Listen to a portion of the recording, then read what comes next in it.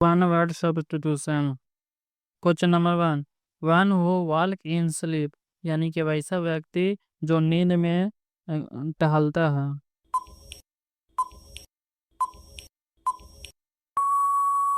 इसका correct answer होगा option ए, सोम्नोअम्बुलिस्ट।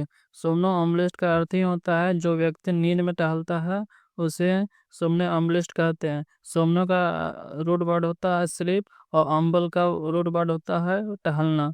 यानी कि जो व्यक्ति स्लीप में नींद में टहलता है उसको सोम्नोअम्बुलिस्ट बोलते हैं। ऑप्शन बी है इंसोम्निक। इंसोम्निक का अर्थ होता है ना कि जिसे नींद ना आए उसे इंसोम्निक बोलते हैं। ऑप्शन सी है लुनाटिक। लुनाटिक का अर्थ होता है ना जो थोड़ा सा स्ट्रेंज है या अजीब तरह के व्यवहार करता है, थोड़ा सा दिमाग से खिसका हुआ है, उसे लुनाटिक बोलते हैं। ऑप्शन डी है हाइपोनिस्ट। हाइपोनिस्ट का अर्थ होता है जिसे अपने वश में कर लेना, उसे हाइपोनिस्ट बोलते हैं। ऑप्शन नंबर टू, कि स्पीच डिलीवर विदाउट प्रिपरेशन, यानी कि वैसा भाषण जो बिना प्रिपेयर के दिया जाए।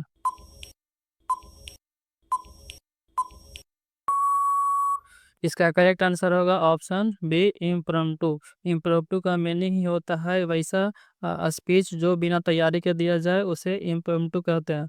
ऑप्शन ए है ओरेशन। ओरेशन का अर्थ होता है ना मीनिंग कि जो बहुत अच्छा बोले, गुड बोलने अच्छा बोलने वालों को ओरेशन बोलते हैं। ऑप्शन सी है डायलॉग। डायलॉग का अर्थ होता है ना मीनिंग कि जब दो व्यक्तियों के बीच में मीटिंग वूटिंग होती है ना, तो एक डायलॉग का होता है। ऑप्शन डी है मनुस्क्रिप्ट। मनु की स्क्रिप्ट का अर्थ होता है जो हाथ के द्वारा लिखा गया। Question number three, a person वो कलेक्ट कॉइन, यानी कि वैसा व्यक्ति जो कॉइन को जमा करता है।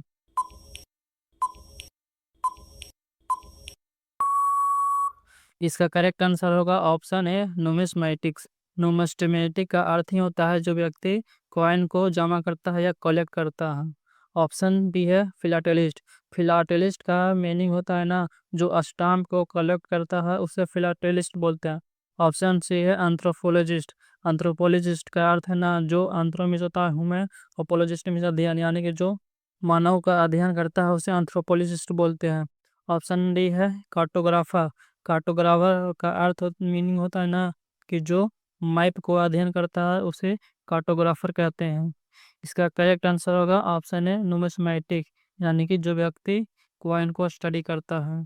Question number four, A government run by A dictator, यानी कि वैसा शासन जो तानाशाह के द्वारा रन किया जाए।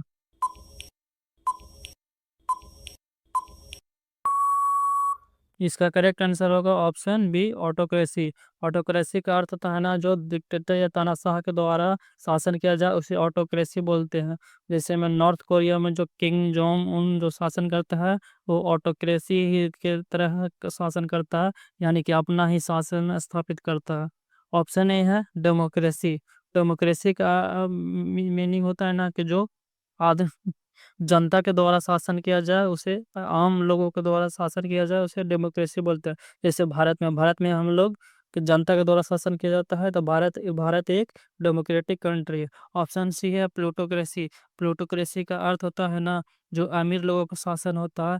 ऑप्शन डी है थियोक्रेसी। थियो का अर्थ होता है गॉड ऑफ क्रेसी, यानी कि जो भगवान, यानी कि जो देवों के द्वारा, ये भगवानों के द्वारा शासन किया जाने वाले को थियोक्रेसी कहते हैं।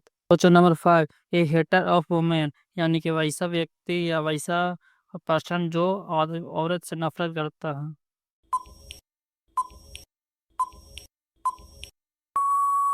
इसका करेक्ट आंसर होगा ऑप्शन है मिसोगाइनिस्ट। मिसोगाइनिस्ट का अर्थ होता ही है जो वुमेन से नफरत करता है उसे मिसोगाइनिस्ट करता है।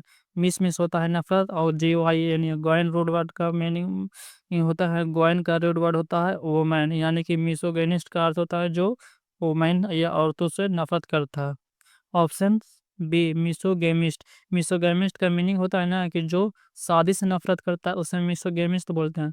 ऑप्शन सी है मिसएंथ्रोपी। मिसएंथ्रोपी का मीनिंग होता है ना कि जो आदमी से नफरत करता है उसे मेल पर्सन या आदमियों से नफरत करता है उसे मिसएंथ्रोपी करते हैं। मिस होता है नेगेटिव, और एंथ्रोपी एंथ्रोपी होता है नफरत। संडे मिसोलॉजिस्ट। मिसोलॉजिस्ट का मीनिंग होता है ना कि जो तर्क से नफरत के, यानी कि जो लॉजिकल बातों से नफरत करता है उसे मिसोलॉजिस्ट बोलते हैं। Question number 6, A hand writing that can not be read.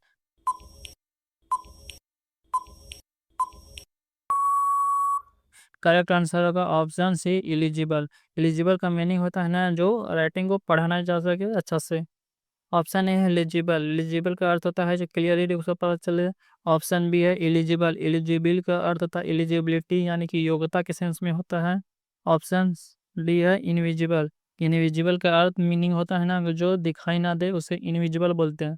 इसलिए इसका करेक्ट आंसर होगा option C, eligible. Eligible means होता है ना कि handwriting that can not be read. Question number 7, a book written by अनकनोमन ऑथर, यानी कि वैसा व्यक्ति जो अनकनोमन के द्वारा लिखा गया।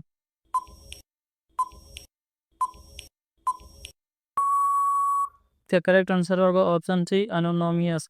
अनोनोमियस का अर्थ मीनिंग ही होता है उपनाम यानी कि जिसे नाम को ना जाना सके। करेक्ट आंसर होगा ऑप्शन सी, अनोनोमियस। ऑप्शन ए है एंथोलॉजी। एंथोलॉजी का मीनिंग होता है ना कि कलेक्शन ऑफ यानी कि बहुत सारे पोयम का संग्रह को एंथोलॉजी कहते हैं। ऑप्शन बी है मनुस्क्रिप्ट। मनुस्क्रिप्ट का मीनिंग होता है ना जो हाथ के द्वारा लिखा जाए उसे मनुस्क्रिप्ट बोलते हैं। Option D autobiography. ऑटोबायोग्राफी का अर्थ होता है ना जो स्वयं अपने के बायोग्राफी अपने जीवन के बारे में जो लिखे उसे ऑटोबायोग्राफी कहते हैं। क्वेश्चन नंबर 8, ये person who speak multiple language, यानी कि वैसा व्यक्ति जो बहुत से लैंग्वेज को बोल सके।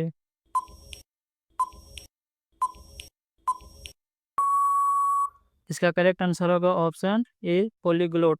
पॉलीग्लोट का मीनिंग होता है ना जो बहुत से लैंग्वेज को जानकार हो या जो बहुत सारे लैंग्वेज के बारे में जानकारी लगता है उसे पॉलीग्लोट बोलते हैं। ऑप्शन बी है लिंग्विस्टिक। लिंग्विस्टिक का अर्थ होता है भाषाविद, यानी कि भाषा के बारे में जानकारी लगता है। ऑप्शन सी है इंटरप्रेटर। इंटरप्रेटर का अर्थ होता है ना जो गुडलिपि हो, यानी कि इंटरप्रेट कर सके उसको पहचान ले सके क्या जो लिख छुपी हुई बातों को। ऑप्शन डी है ट्रांसलेटर। ट्रांसलेटर का अर्थ होता है ना कि एक भाषा से दूसरे भाषा में कन्वर्ट करने को ट्रांसलेटर बोलते हैं। Question number 9, a person who is unable to sleep, यानी कि वैसा व्यक्ति जो सोने में सक्षम नहीं हो। इसका करेक्ट आंसर होगा option option A, इंसोमिक।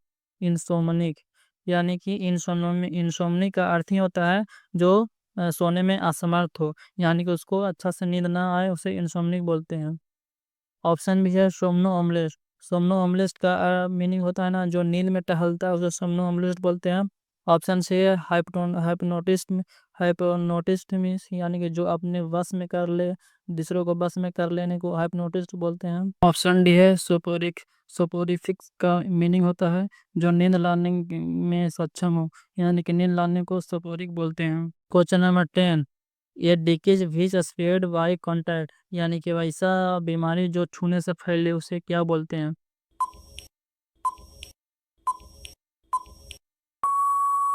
Correct answer होगा ऑप्शन ए, कॉन्टेजियस। कॉन्टेजियस का अर्थ ही होता है ना कि वैसा बीमारी जो छूने से फैले उसे कॉन्टेजियस बोलते हैं। इसका करेक्ट आंसर होगा option A, contagious. Option B है क्रोनिक। क्रोनिक बीमारी का मीनिंग होता है ना कि बहुत जटिल बीमारी को क्रोनिक बोलते हैं। ऑप्शन सी है हेरेडेटरी। हेरेडेटरी का मीनिंग होता है ना जो वंशानुगत चले, जो वंश के द्वारा यानी कि एक वंश से दूसरे वंश तक जो बीमारी चला है उसे हेरिडेटरी बोलते हैं। ऑप्शन डी है कंजेनिटल। कंजेनिटिकल का भी मीनिंग होता है ना जो जन्मजात से हो, जन्मजात की बीमारी हो उसे कॉनेजेंटिकल डिजीज कहते हैं। करेक्ट आंसर होगा ऑप्शन ए, कॉन्टेजियस।